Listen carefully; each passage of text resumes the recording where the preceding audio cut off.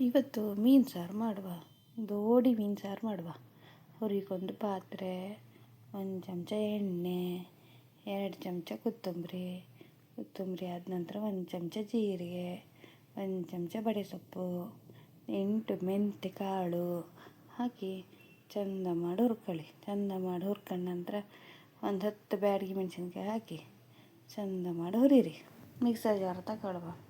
ಹುರಿದಿದ್ದ ಮಸಾಲೆ ಪದಾರ್ಥ ಎಲ್ಲ ಹಾಕುವ. ಒಂದು ಅರ್ಧ ಕಡಿ ಕಾಯಿ ತುರಿದಿದ್ದು ಹಾಕುವ.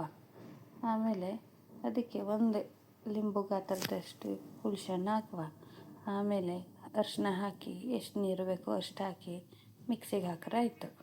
ಮಿಕ್ಸಿಗೆ ಹಾಕಿ ರುಬ್ಕೋಬೇಕು.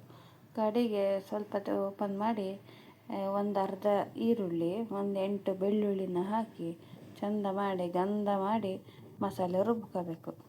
ಯಾವ ಪಾತ್ರೆ ಬೇಕೋ ಆ ಪಾತ್ರೆಯಲ್ಲಿ ಮಸಾಲೆನ ಹಾಕಿ ಆಮೇಲೆ ಉಪ್ಪನ್ನು ಹಾಕಿ ಎಷ್ಟು ಬೇಕಂತ ರುಚಿಗೆ ತಕ್ಕಷ್ಟು ಉಪ್ಪನ್ನು ಹಾಕಿ ನಿಮಗೆ ಎಷ್ಟು ತೆಳು ಹದ ಬೇಕು ಅಂತ ನೋಡಿ ನೀರನ್ನು ಹಾಕಿ ಮಿಕ್ಸ್ ಮಾಡ್ಕೊಳ್ಳಿ. ಅದರ ನಂತರ ಚಲೋ ಕುದಿಲಿಕ್ಕೆ ಬಿಡಿ.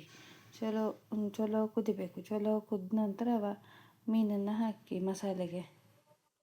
ಮೀನೆಲ್ಲ ಹಾಕಿದ ನಂತರ 10 ನಿಮಿಷ ಸಣ್ಣ ಬೆಂಕಿಲಿಟ್ಟು ಚಂದ ಮಾಡಿ ಬೇಯಿಸಿದ ನಂತರ ನಿಮಗೆ ಮೀನು ಸಾರು ರೆಡಿ ಆಗ್ತದೆ.